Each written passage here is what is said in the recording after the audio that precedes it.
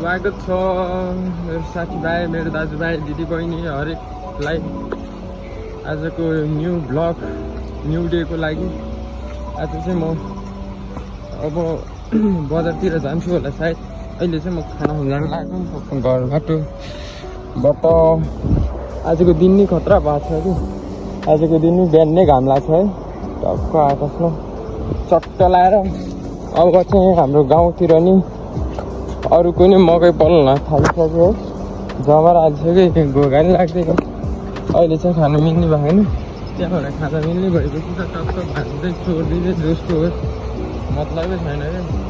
भाँच्दै खाइदियो, भाँचिदिउँ क्या हो, साँच्ची नै भाँचिदिउँ क्या हो, होइन यार। अहिले भाँच्यो अहिले फेरि यस्तो घाममा अब कसरी खाने, पोलेर खाने या भुटाएर खाने, त्यसमा प्रब्लम आउँछ। अहिले चाहिँ म टक्क खाना खान्छु, खाना खाएर बजार जान्छु। बजार गएर बजारमा अलिअलि काम छ, त्यो कामहरू सकाएर फेरि घरतिरै फर्किन्छु होला। ल आँपको वेट चाहिँ हेर्छ, आँप कुनै आँपहरू चाहिँ पाएको यहाँको चाहिँ पाएको छैन कि, काँच्चै छ। यसलाई गो भन्नुपर्छ होला। पानी लिन जान लागेको छ है, पानी पनि छैन रहेछ बोतलहरू। अब चिसो पानी खानु त पऱ्यो, खानासँग खाना खानुभन्दा पहिला त पानी लिएर आउनु पऱ्यो। अहिले चाहिँ ट्याङ्कीहरू सबै फिट भइसकेको छ। जाम पँधेरोमा, त्यहाँ पँधेरो पानी चाहिँ अहिले चाहिँ खतरा चिसो आउनु थाल्यो है। अस्ति चाहिँ गर्मी भएर होला यहाँ कुवामै उहिले जस्तो थियो कि पानी नै।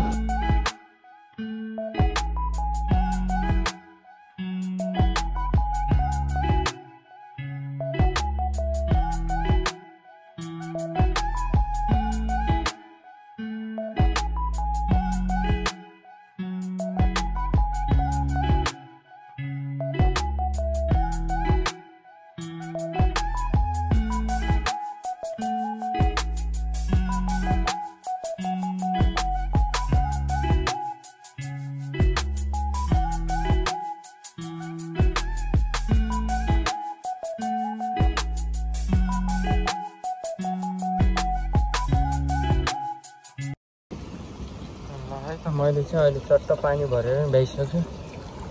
अब चाहिँ यहाँ चाहिँ हामीले धानको बिउहरू रोपेको क्या। यहाँ चाहिँ यहाँ पानी आउँछ, ननस्टप पानी आउँछ। तपाईँहरूलाई हाम्रो घरको पँधेरोको कुवा नै देखाउँछ हो। यहाँबाट खतरा आउँछ कि पानी, यहाँ त्यहाँदेखि अनलिमिटेड हो कि पानी चाहिँ, ननस्टप आइरहन्छ। त्यही भएर हो यहाँ यस्तो पानी आएको। अनि यो चाहिँ यहाँ भित्र स्टोर हुन्छ। है म त चट्टै घर आएको कि। अहिले चाहिँ खाना नि खान लागिसक्यो टक्क। अब यो खाना खाएर अनि बजार गएर बजारको कामहरू निप्टाएर फेरि आएर घरमा आएर धानहरू झार्नु हो। अहिले चाहिँ मैले खानासाना सब खाएर भ्याइसक्यो। अब चाहिँ म माथि घर जानु लाग्यो। यहाँ मम्मीले घाँस काटेर राख्नु भएको रहेछ। अब यो घाँसलाई लगेर माथि बाख्रा र भैँसीलाई दिनुपर्छ।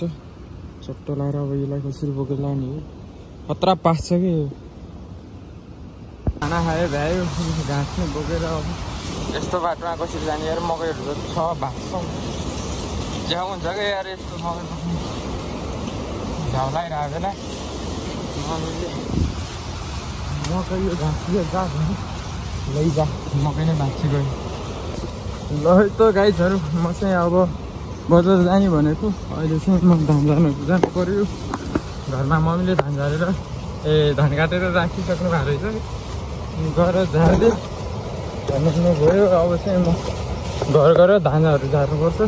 त्यो धानहरू झारेर नुहाइधुवाइ गरेर बल्ल बजार जान्छु होला। भतिज र म जान्छु सायद। भतिजको बजारमा काम छ अरे, भतिजको नि मेरो पनि छ हल्का फुल्का काम। त्यो कामहरू निप्टाएर बल्ल घर आउँछ होला। अब हेर्नु न धान झारेको।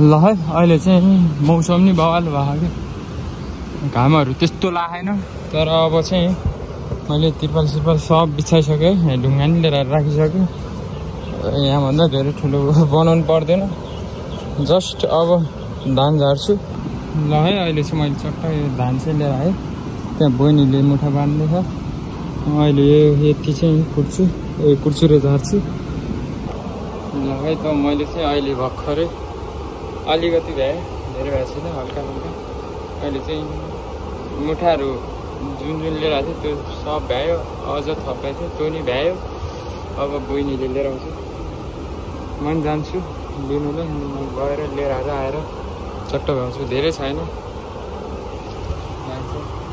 ल है अहिले चाहिँ मैले पुरै काम भ्याएर अब चट्ट लाएर माथि घर गएर धारामा गएर चिसो चिसो पानीले नुहाएर फ्रेस भएर कपडा सपडा लाएर अनि टक्क बजार जान्छ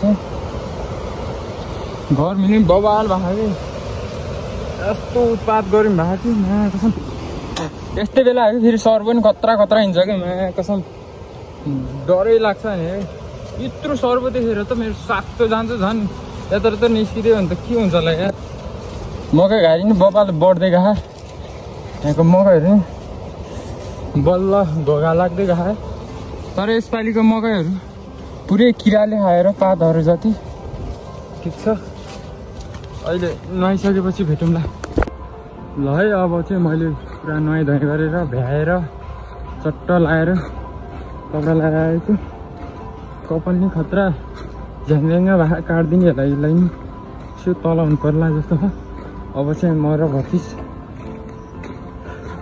बजार जान्छ अब घाम नि अलि कम भयो नि त अब घाम कम भएपछि त अब छाता नि ओर्नु पर्दैन शीतल हुन्छ हाम्रो बजारमा अलिअलि काम छ त्यो काम पुऱ्याएर फेरि भेट्नेछु सो अहिले चाहिँ हामी टक्क लाएर बजार जाँदै काका भतिज अब त्यतै हो के भन्नु छ र बजार गएर भेटौँ न सो अब चाहिँ हामी टक्क खोला तर्दै यहाँ भतिज खोला क्रस गर्दैछ चिसपानी भ्यू टक्क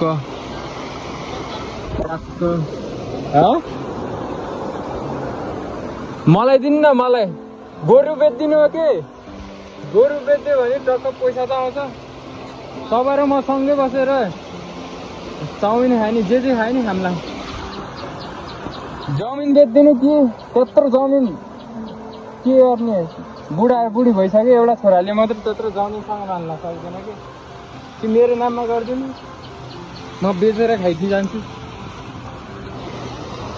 हुनेलाई माथि राख नहुने काका हात भने जस्तो मसँग पैसा माग्छु यार गरिब छ ल है अहिले चाहिँ काका भति चट्ट लाएर एट दिने ठाउँमा नजिकै आइसक्यो गन्तव्यनिर एट कसरी दिन्छ इजी हो कि यस्तो एटहरू त हेर्न सक्नुहुन्छ अघि नै एट के हो र भन्ने मान्छेको पसिना छुट्यो यहाँनिर ल ल ल ल ल इजी हो कि यस्तो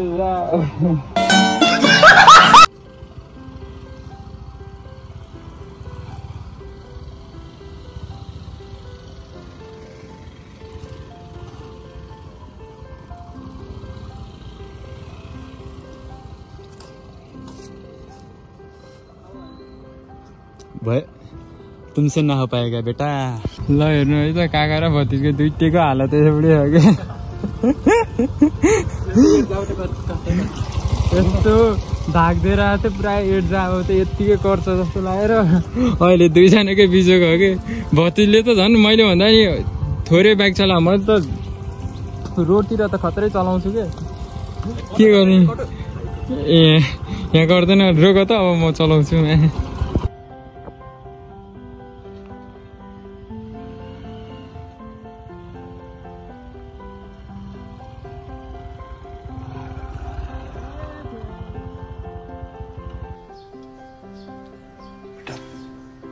तुमसे ना हो पाएगा